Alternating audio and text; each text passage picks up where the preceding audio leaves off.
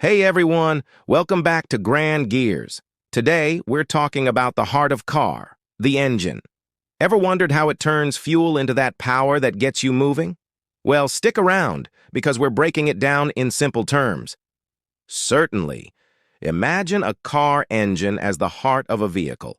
Its main job is to convert fuel into power that makes the car move. Here's a simplified explanation. Air intake. The engine starts by taking in air through the air filter. Mixing with fuel.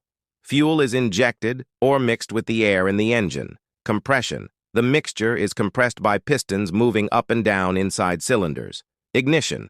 A spark. Plug ignites the compressed mixture, causing a small explosion. Power stroke. The explosion pushes the piston down, creating power that turns the crankshaft.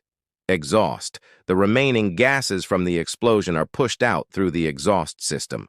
Repeat. This process repeats many times per second, creating a continuous cycle that propels the car. So, in simple terms, the engine sucks in air, mixes it with fuel, creates a controlled explosion, and uses the resulting power to move the car. If you found this video helpful, don't forget to hit that like button. Subscribe for more cool content. Thanks.